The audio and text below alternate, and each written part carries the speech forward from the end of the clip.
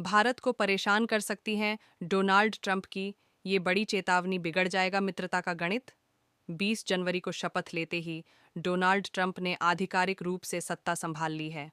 America के 47वें राष्ट्रपति बनते ही ट्रंप ने कहा कि वह अमेरिकी लोगों को समृद्ध बनाने के लिए दूसरे देशों पर टैरिफ और टैक्स लगाएंगे। अब सवाल यह है कि ट्रंप की यह बात भारत के लिए कितनी चिंताजनक बात हो सकती है।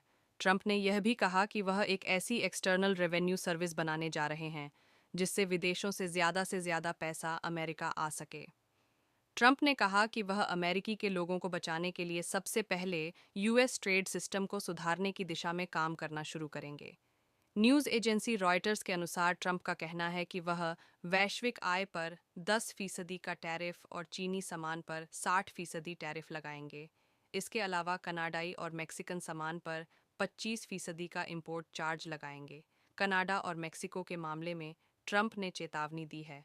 कहा है कि अगर इन दोनों देशों की सरकार अमेरिका में हो रहे अवैध प्रवास और ड्रग्स तस्करी को रोकने में नाकाम रही तो वह उस पर भी टैरिफ लगाना शुरू कर देंगे। भारत और अमेरिका एक दूसरे के साथ बड़े स्तर पर कारोबार करते हैं। ऐसे में ट्रंप को विदेशी सामान पर टैरिफ की चेतावनी चिंता की बात अवश्य है।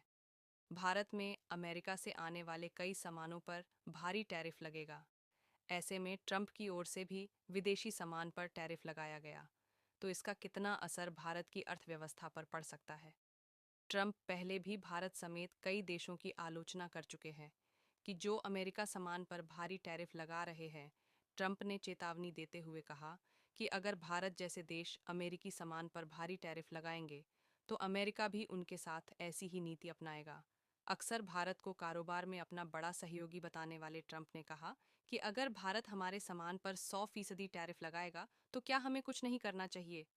ट्रंप ने कहा कि भारत हमें साइकिल देता है तो हम उसे साइकिल देते हैं, लेकिन भारत हमारे सामान पर 100 से 200% टैरिफ लगाता है।